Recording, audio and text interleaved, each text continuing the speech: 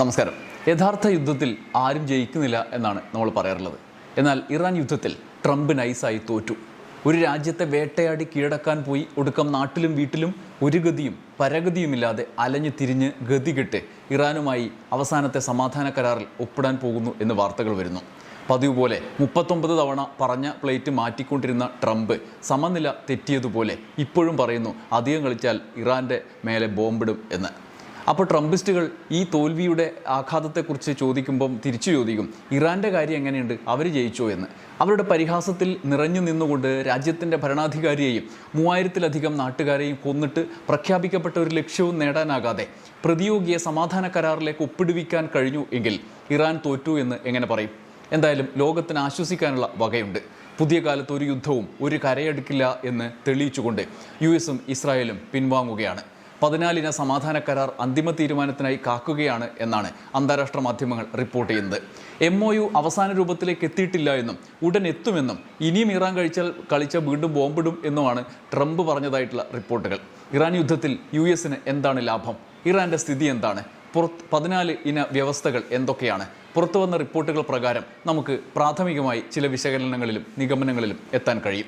ആദ്യം എന്തൊക്കെയാണ് പുറത്തു വന്ന 14 വ്യവസ്ഥകൾ എന്ന് നോക്കാം. നമ്മൾ മറ്റു പല വീഡിയോകളിലും ഇതിൻ്റെ പ്രാഥമിക രൂപത്തെക്കുറിച്ച് ചർച്ച ചെയ്തിട്ടുണ്ട്. എങ്കിലും ഇറാൻ്റെ സ്ഥിരീകരണത്തിന് ശേഷം എന്താണ് സ്ഥിതി എന്നാണ് നോക്കുന്നത്. ഒന്നാമത്തേത്, ഇറാൻ ഇസ്ലാമിക് റിപ്പബ്ലിക്കും അമേരിക്കയും നിലവിലെ യുദ്ധത്തിൽ പങ്കാളികളായ അവരുടെ സഖ്യകക്ഷികളും ഈ ധാരണാപത്രത്തിൽ ഒപ്പുവെക്കുന്നതോടെ എല്ലാ മുന്നണികളിലുമുള്ള യുദ്ധം ലബനൻ ഉൾപ്പെടെ ഉടൻ തന്നെ അവസാനിച്ചതായി പ്രഖ്യാപിക്കും. ഇനി മുതൽ പരസ്പരം ശത്രുതാപരമായ നടപടികളൊന്നും സ്വീകരിക്കുകയില്ല എന്നും ബലപ്രയോഗത്തിൻ്റെയോ ബലപ്രയോഗ ഭീഷണിയുടെയോ വഴി പോകില്ല എന്നും ഉറപ്പ് നൽകും. 2, ഇറാനും അമേരിക്കയും പരസ്പരമായി പരമാധികാരത്തെയും ഭൗമപരമായ അഖണ്ഡതയെയും ബഹുമാനിക്കും. പരസ്പരമായി ആഭ്യന്തര കാര്യങ്ങളിൽ ഇടപെടാതിരിക്കും. 3, ഇറാനും അമേരിക്കയും പരമാവധി 60 ദിവസത്തിനുള്ളിൽ അന്തിമ കരാറിലെത്താനുള്ള ചർച്ചകൾ നടത്തും. പരസ്പര സമ്മതത്തോടെ ഈ കാലാവധി നീട്ടും. 4, ഈ ധാരണാപത്രത്തിൽ ഒപ്പുവെച്ച ഉടൻ അമേരിക്ക നാവിക ഉപരോധം അവസാനിപ്പിക്കുകയും ഇറാനെതിരായ തടസ്സങ്ങളോ ഇടപെടലുകളോ ഒന്നും ഒഴിവാക്കുകയും ചെയ്യും. 30 ദിവസത്തിനുള്ളിൽ കടൽ ഗതാഗതം യുദ്ധത്തിന് മുമ്പുണ്ടായിരുന്ന പൂർണ്ണശേഷിയിലേക്ക് പുനഃസ്ഥാപിക്കും. അന്തിമ കരാർ വന്ന ശേഷം 30 ദിവസത്തിനകം പ്രദേശങ്ങളിൽ നിന്ന് അമേരിക്കൻ സൈന്യം പിൻവാങ്ങും. 5, ഈ ധാരണാപത്രത്തിൽ ഒപ്പുവെച്ച ഉടൻ ഇറാൻ സാങ്കേതിക തടസ്സങ്ങൾ നീക്കുകയും കടലിൽ സ്ഥാപിച്ച മൈനുകൾ നിർവീര്യമാക്കുകയും ചെയ്ത് പേർഷ്യൻ ഗൾഫിൽ നിന്ന് ഒമാൻ കടലിലേക്കും തിരിച്ചുമുള്ള വ്യാപാര കപ്പൽ ഗതാഗതം 30 ദിവസത്തിനകം യുദ്ധത്തിന് മുമ്പുണ്ടായിരുന്ന നിലയിലേക്ക് പുനഃസ്ഥാപിക്കും. 6, അമേരിക്കയും അതിൻ്റെ പ്രാദേശിക പങ്കാളികളും ചേർന്ന് ഇറാൻ്റെ പുനർനിർമ്മാണത്തിനും സാമ്പത്തിക വികസനത്തിനുമായി കുറഞ്ഞത് $300 ബില്യൺ ധനസഹായം ഉറപ്പാക്കുന്ന സമഗ്ര പദ്ധതി രൂപീകരിക്കും. അതിൻ്റെ നടപ്പാക്കൽ 60 ദിവസത്തിനകം അന്തിമ കരാറിൻ്റെ ഭാഗമായി നിശ്ചയിക്കും. അന്തിമ കരാറിൻ്റെ ഭാഗമായി തീരുമാനിക്കുന്ന സമയക്രമം അനുസരിച്ച് ഇറാനെതിരെയുള്ള എല്ലാ ഉപരോധങ്ങളും അമേരിക്ക അവസാനിപ്പിക്കും. ഐക്യരാഷ്ട്ര സുരക്ഷാ കൗൺസിൽ ഉപരോധങ്ങൾ, അന്താരാഷ്ട്ര ആണവോർജ്ജ ഏജൻസി നടപടികൾ, അമേരിക്കയുടെ പ്രാഥമികവും ദ്വിതീയവുമായ എല്ലാ ഉപരോധങ്ങളും അവസാനിപ്പിക്കും. അത് 7. 8-ാമത്തേത്, ഇറാൻ ഒരിക്കലും ആണവായുധങ്ങൾ നിർമ്മിക്കില്ല എന്ന് വീണ്ടും ഉറപ്പ് നൽകും. സമ്പുഷ്ടീകരിച്ച ആണവ വസ്തുക്കളുടെ ഭാവിയും മറ്റ് ആണവ വിഷയങ്ങളും ഇറാൻ്റെ ആണവ ആവശ്യങ്ങളും ഉൾപ്പെടെ അന്തിമ കരാറിലൂടെ പരിഹരിക്കപ്പെടും. 9, അന്തിമ കരാർ വരുന്നതുവരെ നിലവിലെ സ്ഥിതി തുടരാൻ ഇരു രാജ്യങ്ങളും സമ്മതിക്കും.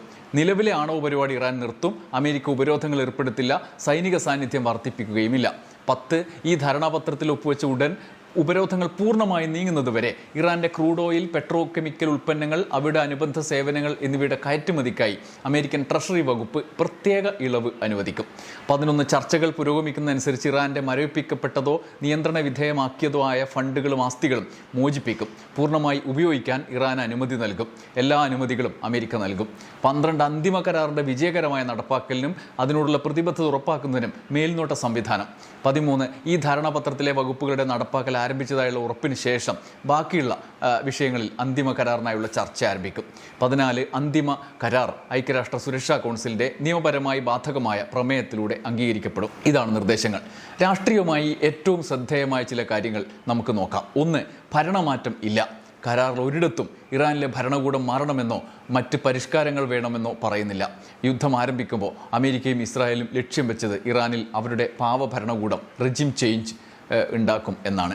2, ആണവ പദ്ധതി പൂർണ്ണമായി അവസാനിപ്പിക്കുന്നില്ല. ഇറാൻ ആണവായുധം നിർമ്മിക്കില്ല എന്ന് ആവർത്തിക്കുന്നു. അത് പക്ഷേ നേരത്തെ അവർ പറഞ്ഞുകൊണ്ടിരിക്കുന്നതാണ്, അടിസ്ഥാന ആവശ്യങ്ങൾക്കാണ് ആണവ കാര്യങ്ങൾ, യുറേനിയം അടക്കം സമ്പുഷ്ടീകരണം അടക്കം നടത്തുന്നത് എന്ന്. എന്നാൽ അതല്ല എന്നായിരുന്നു അമേരിക്ക പറഞ്ഞുകൊണ്ടിരുന്നത്. ഇപ്പോഴും അവരത് ആവർത്തിക്കുന്നു. 3-ാമത്തേത്, ഹോർമൂസ് തുറക്കുന്നു. അമേരിക്ക നാവിക ഉപരോധം അവസാനിപ്പിക്കും. ഇറാൻ വ്യാപാര കപ്പലുകളുടെ ഗതാഗതം സാധാരണ നിലയിലാക്കും. യുദ്ധം ആരംഭിച്ചതിന് ശേഷം ഉണ്ടായ പ്രത്യേക പ്രതിസന്ധിയാണ്. അവിടെ തങ്ങളുടെ പരമാധികാരം അല്ലെങ്കിൽ ലോകത്തിൻ്റെ ആകെ പങ്കാളിത്തം എന്ന മുദ്രാവാക്യം അമേരിക്ക മുന്നോട്ട് വെച്ചിരുന്നു. അതും നടക്കില്ല. 4, ഉപരോധങ്ങൾ പിൻവലിക്കുന്നു. അമേരിക്ക ഇറാനെതിരെ എത്രയോ വർഷങ്ങളായി നിലനിൽക്കുന്ന, ദശകങ്ങളായി നിലനിൽക്കുന്ന ഉപരോധങ്ങൾ, ഇതൊക്കെ യുദ്ധത്തിൻ്റെ തുടർച്ചയായിട്ട് ഘട്ടം ഘട്ടമായി പിൻവലിക്കുന്ന കാര്യങ്ങളിലേക്ക് കരാർ എത്തിക്കുകയാണ്. 5, എണ്ണ വ്യാപാരം. ഇറാനെ സംബന്ധിച്ച് വലിയ പ്രതിസന്ധി എണ്ണ വ്യാപാരവുമായി ബന്ധപ്പെട്ടായിരുന്നു. അതിന്മേലുള്ള ഉപരോധവും പ്രത്യേക ഇളവടക്കം നൽകിക്കൊണ്ട് പിൻവലിക്കാനാണ് പ്രധാനപ്പെട്ട നിർദ്ദേശം. മരവിപ്പിച്ച ഫണ്ട് വിട്ടുകൊടുക്കുക എന്നുള്ളതാണ് 6-ാമത്തേത്. പ്രശ്നം ഇറാന് വലിയ സാമ്പത്തിക ബാധ്യത ഉണ്ടാക്കും വിധം ഇറാന് പുറത്തുള്ള ഇറാൻ്റെ ഫണ്ടുകൾ, ആസ്തികളൊക്കെ തിരിച്ചു നൽകാൻ വേണ്ടി തീരുമാനിച്ചു. അതൊക്കെ മരവിപ്പിച്ചിരിക്കുകയായിരുന്നു അമേരിക്ക. മറ്റൊന്ന്, $7,300 ബില്യൺ വികസന പദ്ധതി. അമേരിക്കയും പ്രാദേശിക പങ്കാളികളും ചേർന്ന് $300 ബില്യൺ സാമ്പത്തിക പുനർനിർമ്മാണ വികസന പദ്ധതി തയ്യാറാക്കുന്നു. ഇത് യാഥാർത്ഥ്യമായാൽ ഇറാൻ ലഭിക്കുന്ന ഏറ്റവും വലിയ സാമ്പത്തിക പാക്കേജുകളിൽ ഒന്നായിരിക്കും എന്നാണ്. ഈ കരടിലെ പ്രധാനപ്പെട്ട അമേരിക്കയെ സംബന്ധിച്ച് കുഴപ്പമുണ്ടാക്കുന്ന എന്ന് പറയാവുന്ന തരത്തിൽ യുദ്ധം ആരംഭിക്കുമ്പോൾ എന്തു പറഞ്ഞോ അതിൻ്റെ നേരെ ഓപ്പോസിറ്റ് തരത്തിലേക്കുള്ള നിർദ്ദേശങ്ങൾ. ഇത് അന്തിമ രൂപത്തിലായാൽ ട്രംപ് നേരിടേണ്ടി വരുന്ന വിമർശനം, യുദ്ധത്തിൻ്റെ പ്രഖ്യാപിത ലക്ഷ്യങ്ങളിൽ എന്താണ് കൈവരിച്ചത്? ട്രംപ് അനുകൂലികൾ പറയും ഇറാൻ ആണവായുധം നിർമ്മിക്കില്ലെന്ന് രേഖാമൂലം സമ്മതിച്ചു എന്ന്, ഹോർമുസ് തുറന്നു എന്ന് പറയും. ഇറാനിൽ ഭരണമാറ്റം ഉണ്ടാക്കാമെന്നും പെട്രോളിയം പ്രകൃതിവാതക സമ്പത്ത് കൈക്കലാക്കാമെന്നും പ്രതീക്ഷിച്ചാണ് ട്രംപ് സേനയെ അയച്ചത്. യുഎസിൻ്റെ ചരിത്രത്തിലെ ഏറ്റവും വലിയ തിരിച്ചടിയേറ്റ യുദ്ധം എന്ന് വ്യാഖ്യാനിക്കാവുന്നതാണ് ഈ 14 നിർദ്ദേശം നടപ്പായാൽ ഉള്ള സാഹചര്യം. ട്രംപ് സമ്പൂർണ്ണമായി പരാജയ സമാനമായ നിലയിലേക്ക് യുഎസിനെ നയിച്ച യുദ്ധം. ആരംഭത്തിലെ ശൂരത്വം പക്ഷേ ഇറാൻ ആദ്യമേ അടച്ചു കളഞ്ഞു.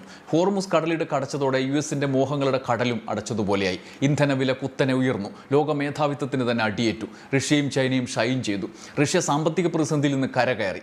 യൂറോപ്യൻ രാജ്യങ്ങൾ യുദ്ധത്തിൻ്റെ കെടുതിയിലായി. ട്രംപിനെതിരെ തിരിയുന്ന സ്ഥിതിയായി. നെതന്യാഹു ഒരു ഭാഗത്ത് യുദ്ധക്കുതിയുമായി ട്രംപിനെ വട്ടം കറക്കി. ഗതികെട്ട് സമാധാനത്തിനായി സമനില വെട്ട് ലോകത്തിന് മുന്നിൽ പെരുമാറി ട്രംപ്. ആ സമാധാനം ട്രംപിൻ്റെ കുബുദ്ധിയുടെ കുതന്ത്രങ്ങളുടെ തുടർച്ചയായിരുന്നു. ഒടുവിൽ നവംബറിൽ നടക്കുന്ന ഇടക്കാല തെരഞ്ഞെടുപ്പിൽ യുഎസിനെ വിലക്കയറ്റവും സാമ്പത്തിക പ്രതിസന്ധിയും റിപ്പബ്ലിക്കൻ പാർട്ടിയുടെ അടിവേര് അറക്കുന്ന ഘട്ടത്തിലേക്ക് കൊണ്ടുപോകുമെന്ന തിരിച്ചറിവ് വന്നു. അതോടെ എങ്ങനെയെങ്കിലും ഒത്തുതീർപ്പ് എന്നതായി അടിയന്തര ഒത്തുതീർപ്പിൻ്റെ നിർദ്ദേശങ്ങൾക്ക് അടിസ്ഥാന കാരണം.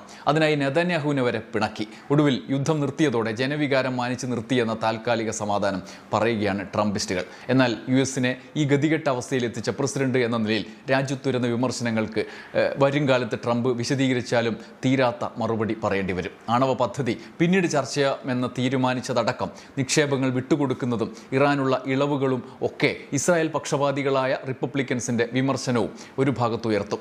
US കോൺഗ്രസിൽ നിയന്ത്രണം നിലനിർത്താൻ പാടുപെടുന്ന റിപ്പബ്ലിക്കൻ പാർട്ടിക്ക് ഇടക്കാല തെരഞ്ഞെടുപ്പ് നിർണായകമാണ്. സമാധാന കരാറിലെ നിർദ്ദേശങ്ങളുമായി പുറത്തുവന്ന 14 എണ്ണവും ട്രംപ് ഇതുവരെ ഔദ്യോഗികമായി സ്ഥിരീകരിച്ചിട്ടില്ല. ഇറാൻ സ്ഥിരീകരിക്കുമ്പോഴും MOUവിന് ട്രംപിൻ്റെ അനുമതി ലഭിക്കേണ്ടതുണ്ട്. എന്നാൽ അങ്ങോട്ടേക്ക് തന്നെയാണ് കാര്യങ്ങൾ പോകുന്നത് എന്നാണ് അന്താരാഷ്ട്ര മാധ്യമങ്ങൾ റിപ്പോർട്ട് ചെയ്യുന്നത്. ചുരുക്കത്തിൽ യുദ്ധത്തിനിറങ്ങി തടി കൈച്ചലാക്കി പോകാൻ എങ്ങനെയെങ്കിലും ഒരു കരാർ, സമാധാനം, അതായി ട്രംപിൻ്റെ മനസ്സിൽ. സംഗതി എന്തായാലും യുദ്ധത്തിൻ്റെ കാർമേഘം അകലുമല്ലോ. സമാധാനം പുലരട്ടെ. നന്ദി, നമസ്കാരം.